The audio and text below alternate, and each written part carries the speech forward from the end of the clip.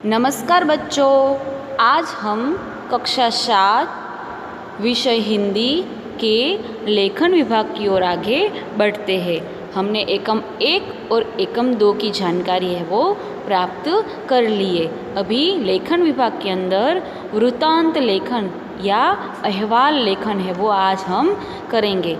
अहवाल लेखन या वृत्तांत लेखन है वो किसे कहते हैं उसके बारे में जानकारी प्राप्त करते हैं।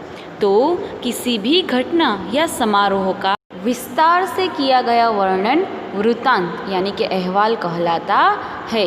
गुजराती में कहूँ तो पूर्वे बनी गયેલી કોઈ પણ ઘટના હોય કે કોઈ હકીકત હોય તેનું સાચું અને સચોટ સંક્ષિપ્ત વર્ણન કરવામાં આવે છે તેને वृत्तांत लेखन अहवाल लेखन कहवाय छे।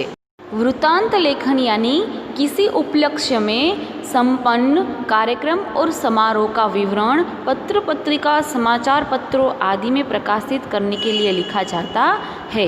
यह सत्य घटना पर आधारित होता है। यानी कि यहाँ पे क्या कहना चाह रहे हैं कि कोई पण अहवाल लेखन छे ए कोईपण सांस्कृतिक कार्यक्रम सामाजिक धार्मिक चर्चाओं विदाय समारंभ कुदरती आफतों अकस्मातों हड़तालों आवा वगैरे प्रसंगों पर अहवाल लेखन छे लखवामां आवे छे।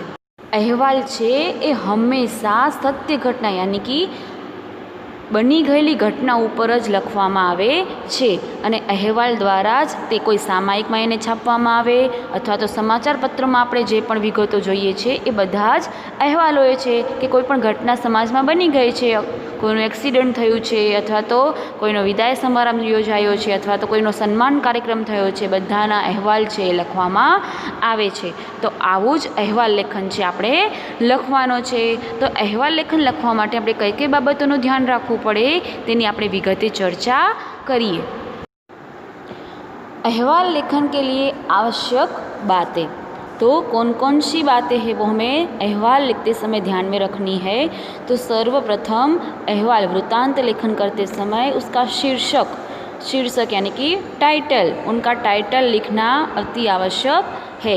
इसके बाद ये जो घटना हुई या ये जो कार्यक्रम हुआ वो कौन से स्थान पर हुआ वो भी लिखना है। इसके बाद वो कौन सी दिनांक को हुआ, कौन सी तारीख को हुआ वो भी लिखना है। इसके बाद में वो कौन से स्थल पर हुआ वह भी हमें लिखना है। कार्यक्रम के अध्यक्ष कौन रहे थे, मुख्य अतिथि कौन थे, इन सब की जानकारी हमें वृत्तांत में लिखनी है। वृत्तांत है वो वर्णनात्मक एवं रचनात्मक शैली में लिखा होना चाहिए। यानी कि अहवाल लिखते समय वो अहवाल जो है वो एकदम रचनात्मक तरीके से हमें एकदम अच्छे से लिखना है। इसके अलावा वो संक्षिप्त होना चाहिए। यानी कि वृत्तांत संक्षेप में क्रमवार और प्रभावशाली होना चाहिए। इसमें आशयपूर्ण आवश्यक और उचित बातों का ही समावेश होना चाहिए। यानी कि लंबी लंबी बातें वो अहवाल में हमें लिखनी नहीं है, पूरी माहिती है वो हमें देनी है। उसके साथ साथ उसमें संक्षिप्तता यानी कि उसका रूप है वो छोटा कर देना। इसके बाद उनकी भाषा है, हमेशा ध्यान रखना है कि अहवाल लिखते समय उनकी भाषा है वो भूतकाल में लिखी होनी चाहिए। यानी कि हुआ था ऐसी ही हमें लिखना है। किया गया था, करा था, होने वाला है वो शब्द नहीं आना चाहिए। यानी कि भविष्यकाल या वर्तमान काल आज हुआ वैसा शब्द, क्योंकि अहवाल लेखन जो है वो कोई घटना कोई कार्यक्रम पूरा हो जाने के बाद ही लिखा जाता है, इसलिए वो हमेशा भूतकाल में ही लिखना होता है। इसके अलावा कोई कार्यक्रम हुआ है उसके अंत में हम आभार विधि है वो करते हैं, वैसे ही शब्द हमारे अहवाल लेखन में भी हमें लिखने हैं। वो वर्णन करते समय अंत में हमें आभार प्रदर्शित करना होता है।